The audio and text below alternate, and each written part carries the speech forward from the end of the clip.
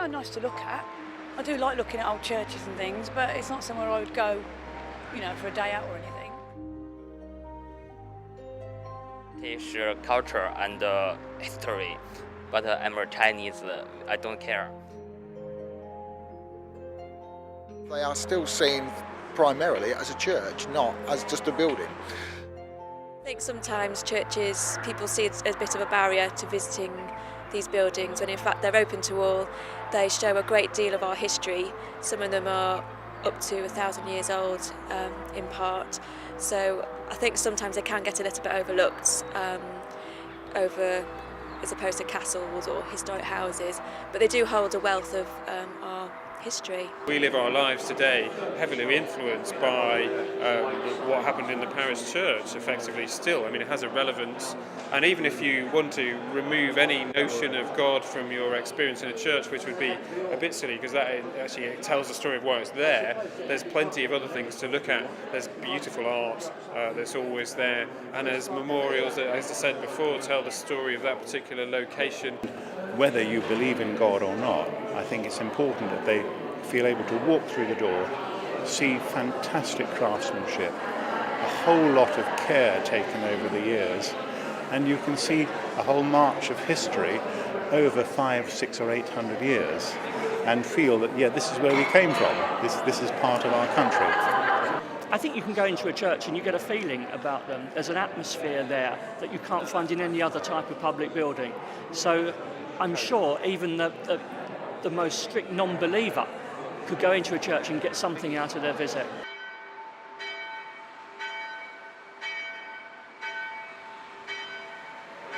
The archaeological dig is fascinating. Yeah. I mean, I've never seen bones before, so to actually have a look at them and to see them laying out is amazing. Overall project is a great vision. It's a project just over £6 million to bring this medieval church back to life by creating a heritage and wellbeing centre here with our amazing partners Suffolk Mind, who are a mental health charity. Now, a mental health charity and a conservation charity might not seem obvious partners, but it's a really good partnership here because they see the benefits to everyone's well-being of using very high quality historic buildings. It's a place to make you feel better. What the idea for Suffolk Mind is that, connecting with your roots and connecting with your history can help you to engage with your own mental health and mental well-being. So, to actually see that history coming alive and going on, I think it's really fascinating. We've just been to see the bones outside. That was very interesting, and had it all explained to us, didn't we, about the extension that they're going to do. We have had to excavate in a part of the churchyard where we need to put a building. So all those bones are going to be taken up, set aside with respect, and then they'll be reinterred again with respect. I think people don't realise that churches perhaps have been, or the sites of churches have been used by people for several hundreds and thousands of years in some cases. I mean, we have some worked flint here, so that tells us that there was some prehistoric activity in the area at the time. I think people who may not cleave to a particular religion or sect will still come here and feel the sense of spirituality here and what a special place it is, and that's really exciting. I think one of the important things about churches is that they are in themselves memorial to the craftsmen that made them. In today's world, sadly, people don't make so many things, so they've got no real understanding about just what goes into building something like this.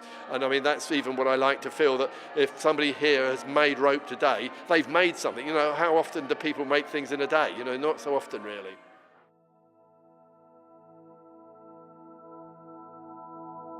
The path of the righteous man is beset on all sides by the iniquities of the selfish and the tyranny of evil men. Yeah, this campaign is something that it's really, the beauty of it is that it's so simple. We're just putting a book and a pulpit cloth into a church, and it's all by social media, so we're asking people to have a go, share it with their friends. I think the challenge is getting people to do it, because they might, especially if the church has got other people in it, they might be a bit reticent to have a go.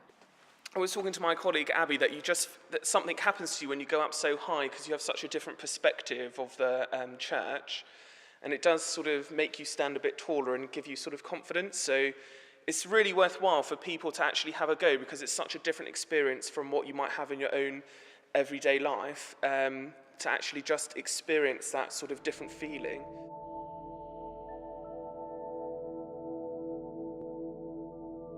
I think it's really important to keep going with these traditions, just because incense is really part of the fabric of this building, just as, you know, these beautiful tiles are, the beautiful patterns on the wall.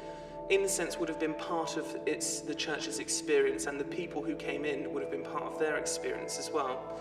And so we really want to open this up to, you know, people who perhaps have never been to a church service before, so that they can also experience incense.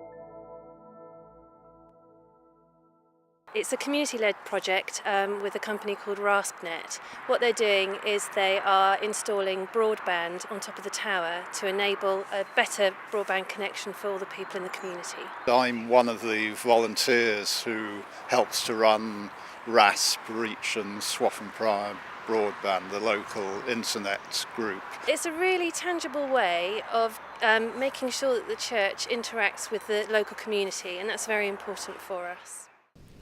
And they came to this river just as the evening was drawing on.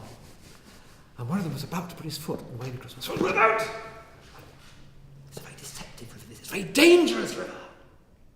Well, it's a really exciting day today. We've been here all day with Canoe 2, and they're our partner in our new venture, which is Champing.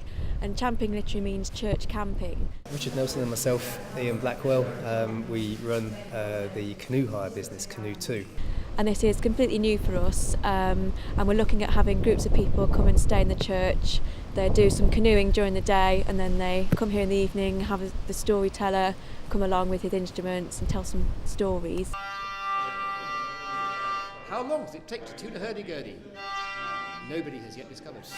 So you can come here and have an overnight stay here, eat locally, just down the road, and come and experience some medieval music with a little bit of storytelling in the evening.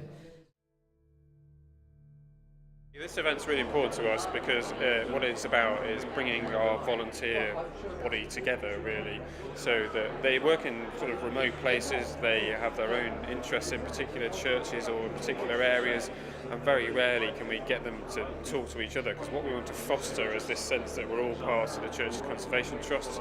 We've got the same sort of focus in conserving and opening historic churches for the general public, and they're stunning. I mean, they're beautiful, and the quality of craftsmanship and the quality of just our collection is phenomenal, and I think they're amazing. And you get to work with all these great people, and I feel really lucky to have a job like mine where I travel around meeting lots of interesting people, looking at beautiful buildings and coming up with crazy projects of how we're going to raise lots of money.